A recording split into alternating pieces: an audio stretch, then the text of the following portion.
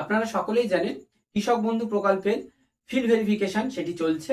সেটি জুলাই মাসের 7 তারিখ থেকে 31শে জুলাই পর্যন্ত এর কাজটি হবে এবং এই ফিল্ড ভেরিফিকেশনের জন্য বহু ডকুমেন্ট লাগছে।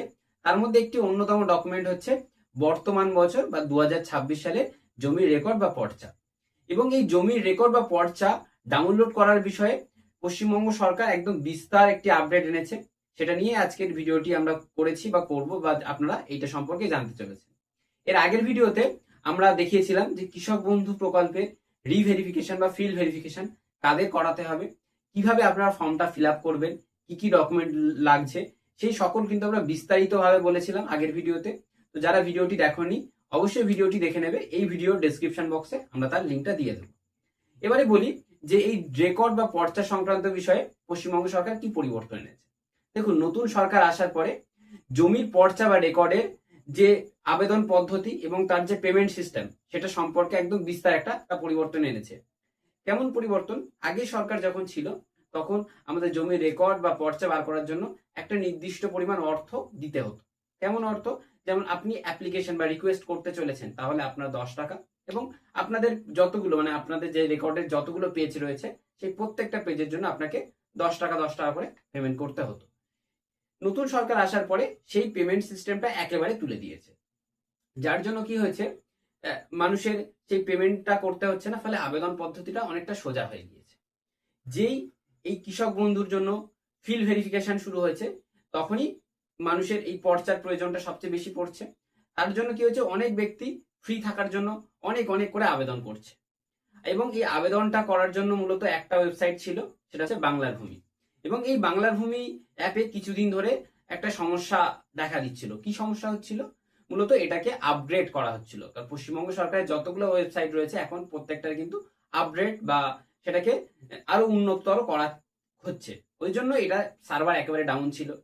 এবং আপনারা অনেকেও কি করেছিলেন, ই ডিস্ট্রিক্ট বলে একটা অফিসিয়াল ওয়েবসাইট রয়েছে, সেখান থেকেও আপনারা পর্চা বার করার চেষ্টা করেছেন, কিন্তু অনেকে পারছেন না, কারণ ওখানে একটা লগ ইন বা রেজিস্টার আইডি করতে হচ্ছে, যার জন্য আপনারা সেই রেজিস্টার আইডি বানাতে পারছেন না, যার জন্য সমস্যাটা হচ্ছে।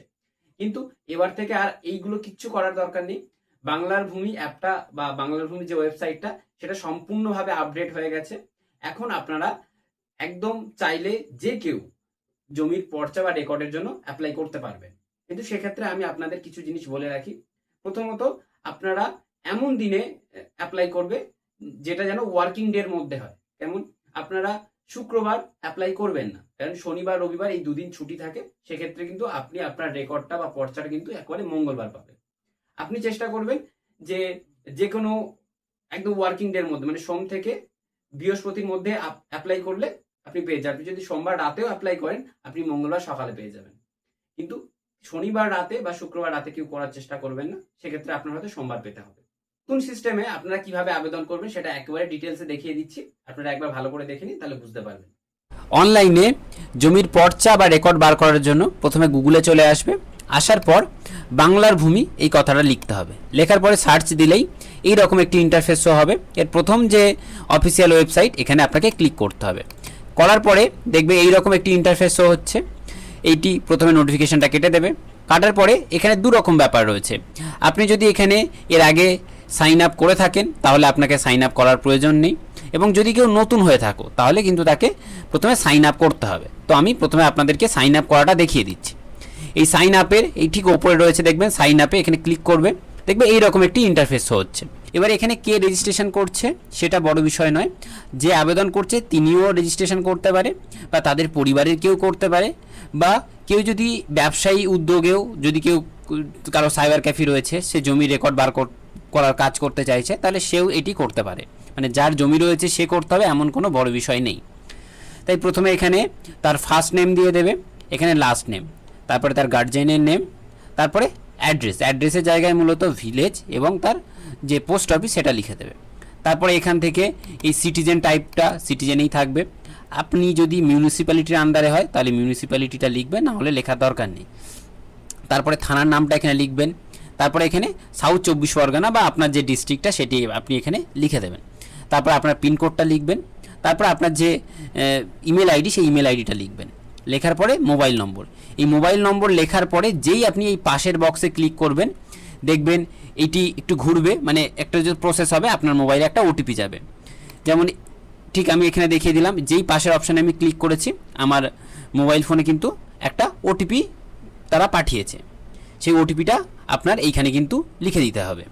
ওটিপি লেখার পর এবারে আপনাকে পাসওয়ার্ড ক্রিয়েট করতে হবে। তো এখানে আমি আমার পাসওয়ার্ডটা দিয়ে দিচ্ছি। পাসওয়ার্ডটা যেই পাসওয়ার্ড এখানে আপনি টাইপ করেছেন সেই হুবহু একই পাসওয়ার্ড কিন্তু আপনাকে এখানে লিখতে হবে। লেখার পরে ঠিক এইখানে যে ক্যাপচার কোডটা রয়েছে সেই ক্যাপচার কোডটা এখানে লিখে দিতে হবে। যেমন আমি এখানে ক্যাপচার কোডটাকে লিখে দিচ্ছি। দেখুন এবার এটা কিন্তু ক্যাপিটাল লেটারে রয়েছে, তাই এই ক্যাপচার কোডটা কিন্তু আপনি দেখে দেখে ফিল আপ করবেন। কোনোটা ক্যাপিটাল থাকে, কোনোটা স্মল থাকে, এটা কিন্তু আপনাকে খেয়াল রাখতে হবে। তো যেই ক্যাপচার কোড লেখা হয়ে যাবে দিয়ে আপনি এখানে সাবমিট অপশানে ক্লিক করবেন। করার পরে দেখবেন কিছুক্ষণ প্রসেসিং হবে বা কিছুক্ষণ ঘুরবে। ঘোরার পরে কিন্তু আপনার দেখাবে যে আপনার যে রেজিস্ট্রেশন সেই রেজিস্ট্রেশনটা কিন্তু হয়ে গেছে এবং আপনার মোবাইল ফোনে একটা মেসেজ চলে যাবে। সেক্ষেত্রে যেই রেজিস্ট্রেশনটা আপনি করবেন এখানে দেখবেন আপনার যে মোবাইল নম্বরটাই হয়ে যাবে আপনার ইউজার আইডি এবং আপনি যে পাসওয়ার্ডটা দিয়েছেন সেই পাসওয়ার্ডটা হয়ে যাবে এই ইউজার আইডির পাসওয়ার্ড। আশা করি এই জিনিসটা বুঝতে পেরেছেন। এরপরে আপনাকে এখান থেকে মানে আপনি সাইন আপ করেছেন, তারপরে এবার আপনাকে সাইন ইন করতে হবে। যারা এর আগে সাইন আপ করে নিয়েছেন তারা কিন্তু সরাসরি সাইন ইনে চলে আসবেন। এই সাইন ইনে ক্লিক করার পরে এখানে একটা রয়েছে ডিপার্টমেন্টাল ইউজ আর একটা হচ্ছে সিটিজেন। আপনাকে কিন্তু এই সিটিজেন অপশানে ক্লিক করতে হবে। তারপরে ইউজার নেমের জায়গায় আপনার যে মোবাইল নম্বর সেই মোবাইল নম্বরটা এখানে দিয়ে দিতে হবে। পাসওয়ার্ড দেওয়ার পরে এখানে দেখবেন একটা ক্যাপচার হিসাবে একটা ইকুয়েশন থাকবে, যেমন এখানে দেওয়া হচ্ছে 9 + 2, 9 আর 2 যোগ করলে 11 হয়ে যায়, সেই এটা আপনাকে এখানে লিখে দিতে হবে। দেওয়ার পরে যে আপনি নেক্সট অপশানে ক্লিক করবেন দেখবেন আপনার মোবাইল ফোনে কিন্তু আরও একটি ওটিপি চলে আসবে। যেমন দেখুন এখানে ওটিপির সেকশন দিয়ে দিয়েছে এবং আপনার মোবাইল ফোনে একটা ওটিপি চলে আসবে। ওটিপিটি দিয়ে দেওয়ার পরে আপনাকে সাবমিট অপশানে ক্লিক করতে হবে। করার পর দেখবেন এটা একটু প্রসেসিং হবে, এরকম একটি ইন্টারফেস শো হবে। এখানে আসার পর আপনাকে সিটিজেন সার্ভিস, এই সিটিজেন সার্ভিসে ক্লিক করতে হবে। করার পরে সার্ভিস ডেলিভারি এই অপশানে ক্লিক করতে হবে। করার পরে রয়েছে ফার্স্ট হচ্ছে ROR রিকোয়েস্ট, মানে প্রথমে আপনাকে পর্চার জন্য রিকোয়েস্ট করতে হবে। এই যেই আপনি এখানে ROR রিকোয়েস্টে ক্লিক করবেন দেখবেন এইরকম একটি ইন্টারফেস শো হচ্ছে বা হবে। এখানে প্রথমে ডিস্ট্রিক্ট, মানে এবারে আপনার জমিটা যেখানে রয়েছেন বা আপনি যার জমির জন্য অ্যাপ্লাই করতে চাইছেন তার জমিটা কোথায় রয়েছে সেটা একবার আপনি এখান থেকে সার্চ করে নেবেন, মানে তার যে জেলাটা সেই জেলাটা এখান থেকে সার্চ করে নেবেন। তারপরে তার জমিটি কোথায় বা কোন ব্লকের আন্ডারে রয়েছে সেই ব্লকটাও কিন্তু আপনাকে এখান থেকে সিলেক্ট করে নিতে হবে। নেওয়ার পরে আপনার জমির যে মৌজাটা সেই মৌজাটাও কিন্তু এখান থেকে সিলেক্ট করে নিতে হবে। করার পরে আপনার যে খতিয়ান নম্বর সেই খতিয়ান মানে জমির খতিয়ান নম্বরটা কিন্তু এখানে লিখতে হবে। লেখার পর যার নামে জমিটি রয়েছে তার নাম এখানে লিখবেন, তার লাস্ট নেম মানে টাইটেলটা এখানে লিখবেন এবং যদি সে মহিলা হয় তাহলে হাজব্যান্ড হবে, আর যদি পুরুষ হয় সেক্ষেত্রে তার ফাদার নেমটা এখানে লিখে দেবেন। দেওয়ার পরে অ্যাড্রেসের হিসাবে তার প্রথমে ভিলেজ, তারপরে পোস্ট অফিস, তারপরে PS মানে গ্রামের নাম, তারপরে হচ্ছে পোস্ট অফিস, তারপরে হচ্ছে থানার নামটা লিখে দেবেন। এর সকল তথ্য দেওয়ার পর এখানে যে ক্যাপচার কোড হিসাবে যে ইকুয়েশনটা রয়েছে সেইটি দিয়ে দেবেন। দেওয়ার পরে এই সাবমিট অপশানে ক্লিক করবে। করার পরে দেখবেন এই রকম একটি ইন্টারফেস শো হচ্ছে। প্রথমত আপনারা এটাকে একটি ছবি তুলে রাখবেন বা এটার একটা স্ক্রিনশট তুলে রাখবেন। এরপর আপনার যে রিকোয়েস্ট এই রিকোয়েস্টটা কিন্তু হয়ে গিয়েছে। এর পরবর্তীতে আপনি এই রিকোয়েস্ট বা আপনার পর্চাটা কোথা দিয়ে ডাউনলোড করবেন, করার পরে আপনি একেবারে আবার এই সিটিজেন এই অপশানে চলে আসবেন। আসার পর সার্ভিস ডেলিভারি, এখানে আসার পর এই সাইন ROR এখানে আপনাকে ক্লিক করতে হবে। করার পর দেখবেন এই রকম একটি জিনিস শো হচ্ছে। দেখুন এখানে দেওয়া হচ্ছে অ্যাপ্লিকেশন নম্বর। আপনি যে অ্যাপ্লিকেশন নম্বরটা যেখানে আপনাদের ছবি তুলে রাখতে বলেছিলাম সেই অ্যাপ্লিকেশন নম্বরটা এখানে দিয়ে দিতে হবে।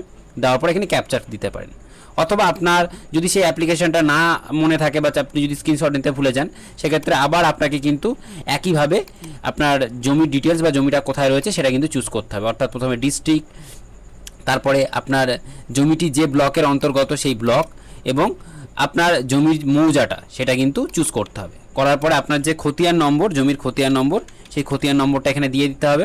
দেওয়ার পর একইভাবে ক্যাপচারটা কিন্তু এখানে দিয়ে দিতে হবে। দেওয়ার পর এই সার্চ অপশানে ক্লিক করবে। করার পর এটাকে জাস্ট একটু নিচে স্ক্রল করবে। করার পরেই দেখতে পারবে যে এখানে তোমার যে অ্যাপ্লিকেশান সেই অ্যাপ্লিকেশানের স্ট্যাটাসটা শো হবে। এখানে যেমন দেখাচ্ছে এর যে পেমেন্ট সেটাও সাকসেস হয়ে রয়েছে এবং এখানে একটা PDF দেখাচ্ছে। এই পিডিএফে ক্লিক করলেই তোমার যে পর্চা সেই পর্চাটা তুমি ডাউনলোড করতে পারবে এবং এটি কিন্তু তোমার ফোন মেমোরিতে সেভ হয়ে যাবে। আশা করি আপনি এই জিনিসটা সম্পূর্ণ বুঝতে পেরেছেন। তারপরে যদি কারোর কোনো জায়গায় বুঝতে অসুবিধা হয় অবশ্যই ভিডিওর কমেন্ট বক্সে জানিয়ে দেবে, তার ভিত্তিতে আমরা নতুন ভিডিও করে দেবো বা তার যথাযথ উত্তর দেওয়ার চেষ্টা করব। তাহলে ততক্ষণ তো আপনারা ভালো থাকবেন, সুস্থ থাকবেন। দেখা হচ্ছে পরবর্তী নতুন ভিডিওতে।